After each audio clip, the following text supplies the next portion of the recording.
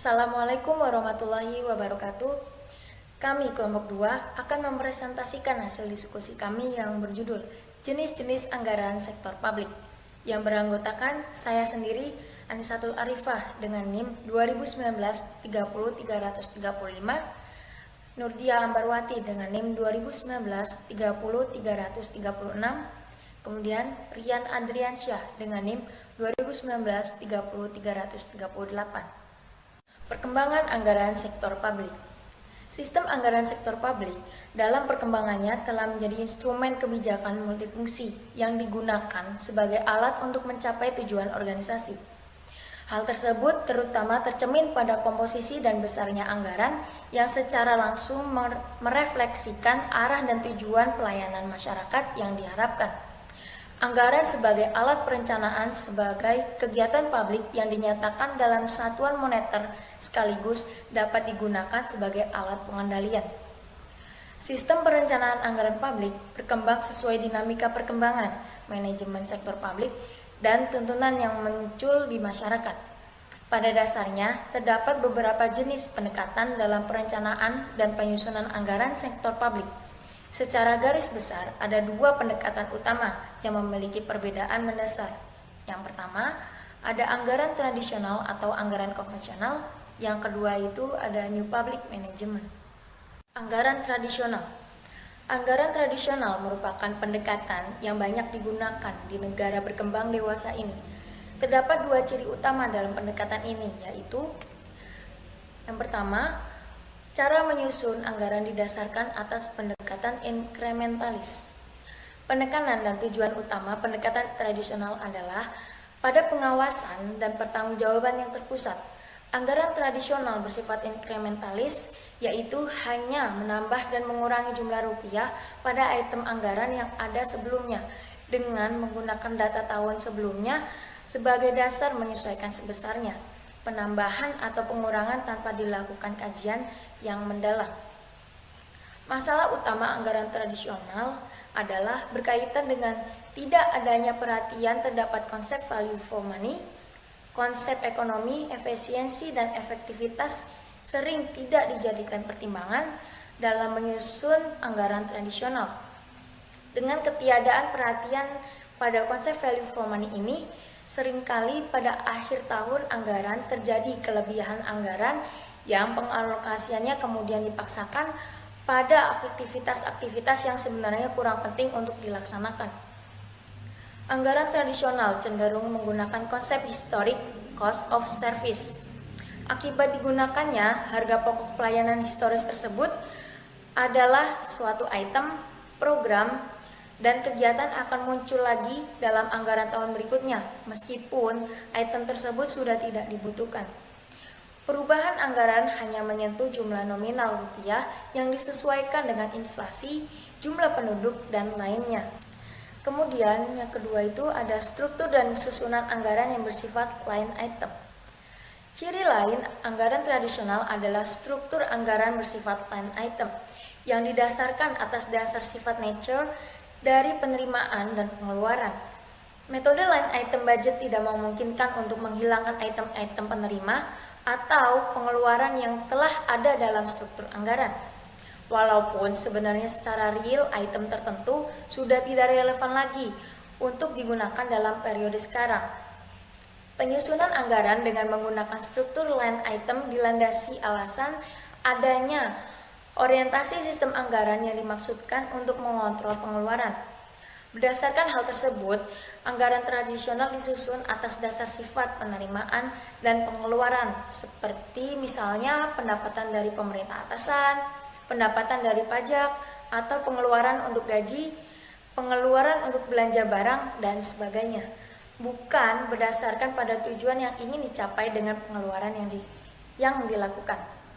Ciri lain yang melekat pada pendekatan anggaran tradisional tersebut adalah yang pertama, cenderung sentralisasi, yang kedua, bersifat spesifikasi, yang ketiga, tahunan, yang keempat, menggunakan prinsip anggaran bruto.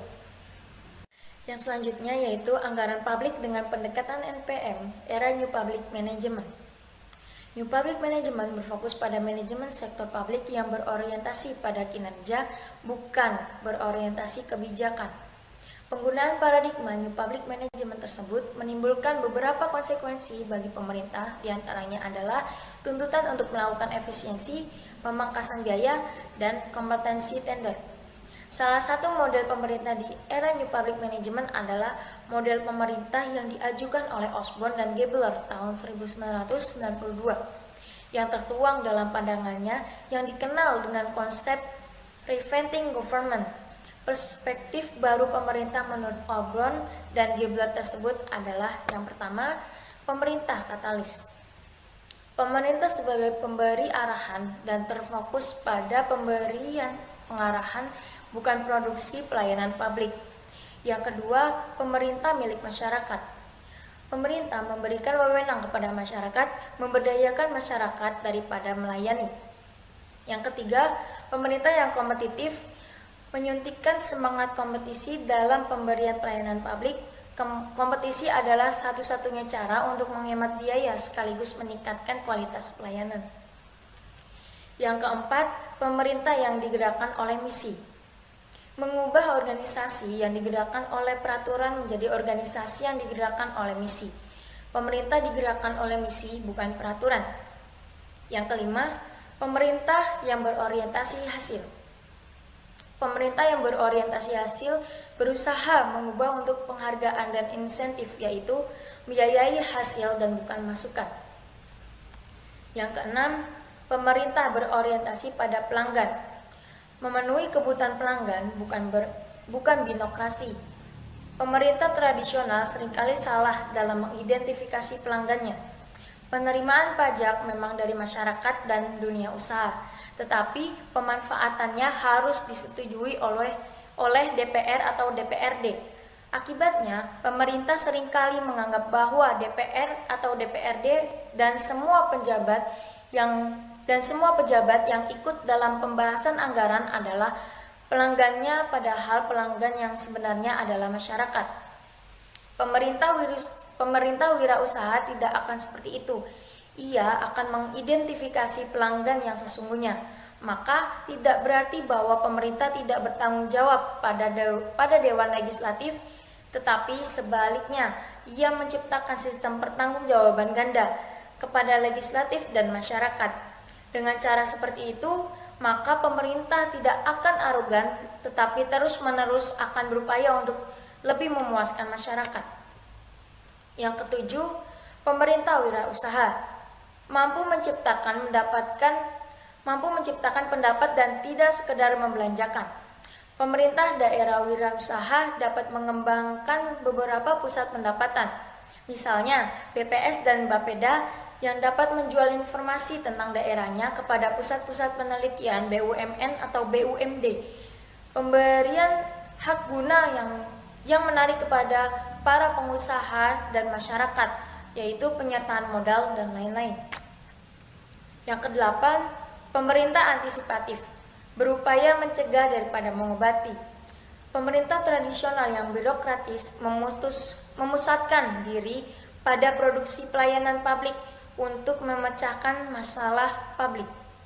Pemerintah birokratis cenderung bersifat reaktif, seperti suatu satuan pemadam kebakaran. Apabila tidak ada kebakaran, maka tidak akan ada upaya pemecahan. Pemerintah wirausaha bersifat proaktif. Ia tidak hanya mencoba untuk mencegah masalah, tapi juga berupaya keras untuk mengantisipasi masa depan. Ia menggunakan perencanaan strategis untuk menciptakan visi. Kesembilan, pemerintah desentralisasi. Dari hierarki menuju partisipatif dan tim kerja. 50 tahun yang lalu, pemerintah yang sentralis dan hierarkis sangat diperlukan karena pengambilan keputusan harus dari pusat. Pada saat itu, sistem tersebut masih sangat cocok dengan teknologi informasi masih sangat primitif, komunikasi antar berbagai lokasi masih lamban, dan aparatur pemerintah masih relatif belum terdidik. Tapi sekarang, perkembangan teknologi sudah sangat maju, kebutuhan masyarakat dan bisnis sudah semakin kompleks. Staf pemerintah sudah berpendidikan tinggi. maka pengambilan keputusan harus digeser ke tangan masyarakat, asosiasi, pelanggan, dan lembaga swadaya masyarakat. Dan yang terakhir yaitu 10, pemerintah berorientasi pada mekanisme pasar. Mengadakan perubahan mekanisme pasar atau sistem insentif dan bukan dengan mekanisme administratif atau sistem prosedur dan pemaksaan. Ada dua cara alokasi sumber daya, yaitu mekanisme pasar dan mekanisme administratif. Pemerintah tradisional menggunakan mekanisme administratif, sedangkan pemerintah wirausaha menggunakan mekanisme pasar. Pemerintah tradisional menggunakan perintah dan pengendalian, mengeluarkan prosedur dan definisi baku, dan kemudian memerintahkan orang untuk melaksanakannya. Pemerintah wirausaha tidak memerintah dan mengawasi, tapi mengembangkan dan menggunakan sistem insentif agar orang tidak dapat melakukan kegiatan yang merugikan rakyat. Selanjutnya yaitu perubahan pendekatan anggaran. Dengan munculnya era New Public Management telah mendorong usaha untuk mengembangkan pendekatan yang lebih sistematif dalam perencanaan anggaran sektor publik. Seiring dengan pengembangan tersebut, muncul beberapa teknik penganggaran sektor publik, misalnya teknik anggaran kinerja, zero-based budgeting dan planning, programming, dan budgeting system. Pendekatan baru ini memiliki karakteristik. Yang pertama, komprehensif atau komparatif. Yang kedua, terintegrasi dan lintas departemen. Yang ketiga, proses pengambilan keputusan yang rasional. Yang keempat, berjangka panjang. Yang kelima, spesifikasi tujuan dan perangkaian prioritas. Yang keenam, analisis total cost dan benefit. Yang ketujuh, berorientasi input, output, dan outcome, bukan sekedar input. Dan yang terakhir yaitu adanya pengawasan kinerja.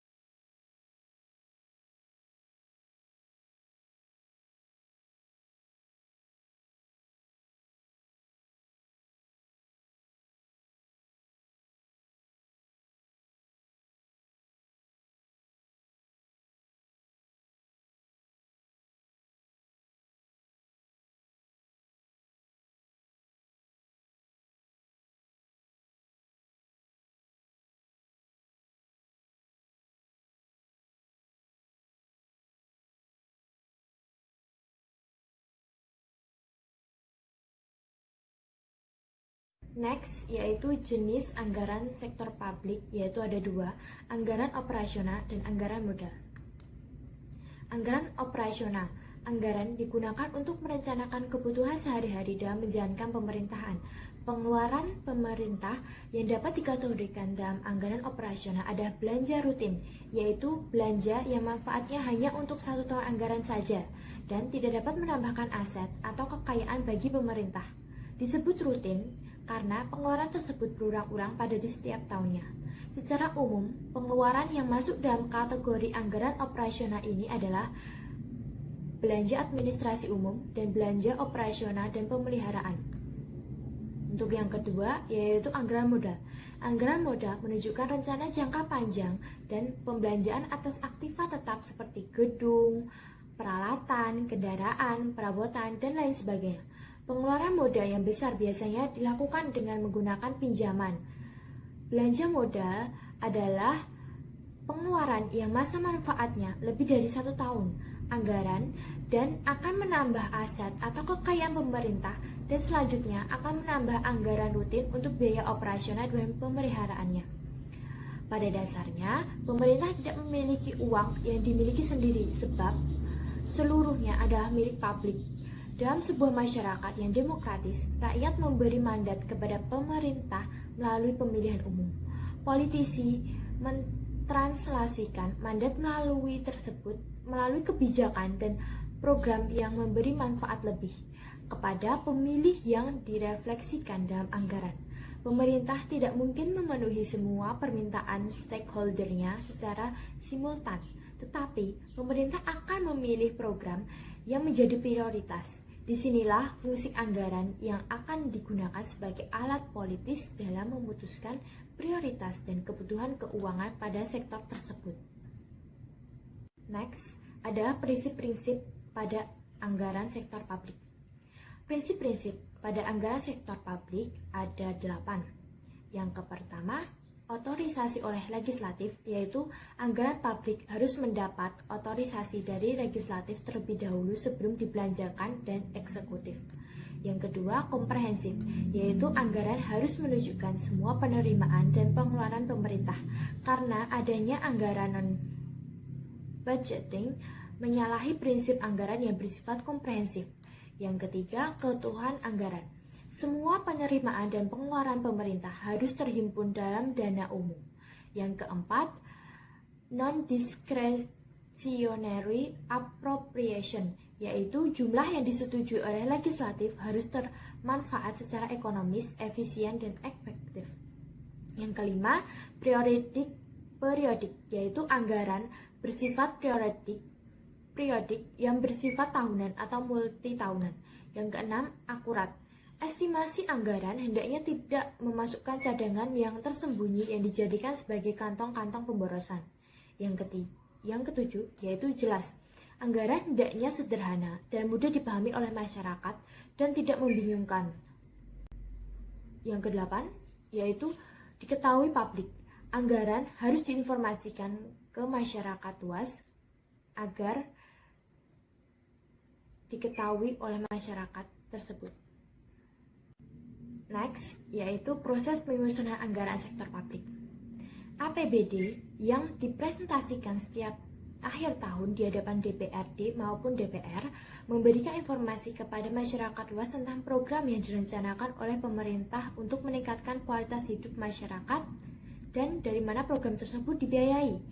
Proses penyusunan anggaran tersebut memiliki 4 tujuan, yaitu yang pertama, membantu pemerintah mencapai tujuan dan meningkatkan koordinasi antar bagian dalam lingkungan pemerintahan. Yang kedua, membantu menciptakan efisiensi dan keadilan dalam menyediakan barang dan jasa publik melalui proses pemprioritasan. Yang ketiga, memungkinkan pemerintah untuk memenuhi prioritas belanja. Dan yang terakhir, meningkatkan transparansi dan pertanggungjawaban pemerintah kepada DPRD maupun DPR dan masyarakat secara luas. Next, yaitu faktor-faktor dominan yang terdapat dalam proses penganggaran, yaitu pertama, tujuan dan target yang hendak dicapai. Yang kedua, ketersediaan sumber daya. faktor produksi yang dimiliki oleh pemerintah. Yang ketiga, waktu yang dibutuhkan untuk mencapai tujuan atau target. Yang keempat atau yang terakhir yaitu faktor lain yang mempengaruhi anggaran seperti munculnya peraturan pemerintah yang baru, fluktuasi pasar, perubahan sosial politik, maupun bencana alam, dan masih banyak lainnya. Selanjutnya, prinsip-prinsip pokok dalam siklus anggaran terbagi menjadi 4. Yang pertama yaitu tahap persiapan anggaran. Pada tahap ini dilakukan taksiran pengeluaran atas dasar taksiran pendapatan yang tersedia. Dan yang perlu diperhatikan sebelum menyetujui taksiran pengeluaran terlebih dahulu, hendaknya dilakukan taksiran pendapatan secara lebih akurat. Yang kedua, tahap ratifikasi. Tahap ini melibatkan proses politik yang cukup rumit. Pimpinan eksekutif dituntut untuk memiliki managerial skill, political skill, salesmanship, dan coalition holding yang memadai. Integritas dan kesiapan mental yang tinggi dari eksekutif sangat penting dalam tahap ini, karena eksekutif harus mempunyai kemampuan yang memberikan argumen yang rasional atas segala pertanyaan dan bantahan yang disampaikan oleh legislatif. Yang ketiga, tahap implementasi atau pelaksanaan anggaran. Setelah disetujui oleh legislatif, tahap selanjutnya adalah pelaksanaan anggaran. Hal terpenting yang harus dimiliki oleh manajer keuangan publik adalah dimilikinya sistem informasi akuntansi dan sistem pengendalian manajemen. Manajer keuangan publik dalam hal ini bertanggung jawab menciptakan sistem akuntansi keuangan yang memadai dan handal untuk perencanaan dan pengendalian anggaran yang telah disepakati. Bahkan dapat diandalkan untuk penyusunan periode anggaran tahun berikutnya. Yang keempat, tahap pelaporan dan evaluasi. Pada tahap persiapan, ratifikasi, dan implementasi tadi, yang terkait dengan aspek operasional anggaran, sedangkan pada tahap ini, yaitu pelaporan dan evaluasi, terkait dengan aspek akuntabilitas. Jika tahap implementasi telah didukung dengan sistem akuntansi dan sistem pengendalian manajemen yang baik, maka pada tahap pelaporan diharapkan tidak memiliki masalah. Selanjutnya, permasalahan dalam proses penganggaran. Yang pertama, tahap perencanaan dan persiapan anggaran. Permasalahan pada tahap ini adalah munculnya senjangan anggaran dan rendahnya tingkat partisipasi dalam proses anggaran. Yang kedua, tahap ratifikasi. Permasalahan yang sering terjadi adalah lemahnya peran Dewan Legislatif dalam pengesahan anggaran. Yang ketiga, tahap implementasi. Permasalahan pada revisi anggaran atau mungkin juga dilakukannya firman perubahan jumlah nominal pos-pos dalam anggaran namun tidak mengubah jumlah total anggaran. Yang keempat, permasalahan pada tahap pelaporan anggaran, tidak adanya indikator kinerja yang memadai untuk mengukur kinerja. Laporan keuangan yang dihasilkan sebelum komprehensif baru berupa nota perhitungan anggaran, laporan surplus, dan defisit. Selanjutnya, pihak yang terlibat dalam proses anggaran. Pihak-pihak yang terlibat dalam proses anggaran dapat dibagi menjadi 3 kategori utama, yaitu yang pertama eksekutif, yang kedua legislatif, dan yang ketiga masyarakat. Pada eksekutif, secara umum eksekutif bertanggung jawab untuk membuat keputusan dan melaksanakan undang-undang negara, bertanggung jawab untuk merancang anggaran, dan juga harus membuat kerangka pengeluaran jangka menengah, mengatur seluruh sumber daya keuangan negara, dan memonitor departemen dalam membelanjakan uang negara. Legislatif membuat dan mengesahkan undang-undang serta mengawasi eksekutif Pada reformasi proses anggaran mencoba mereorganisasi proses anggaran sehingga legislatif lebih berperan dalam menjalankan fungsi pengawasannya. Masyarakat dalam keterlibatannya dalam proses anggaran diharapkan akan mampu mengatasi berbagai permasalahan anggaran seperti kebocoran dan pemborosan atau penyimpangan pengalokasian anggaran yang cenderung lebih berorientasi pada kepentingan birokrasi dan bukan kepentingan masyarakat. Peran aktif masyarakat dengan cara memberikan informasi, menyampaikan saran dan pendapatnya secara bertanggung jawab dan langsung kepada DPR atau melalui lembaga swadaya masyarakat dan organisasi sosial kemasyarakatan di daerah.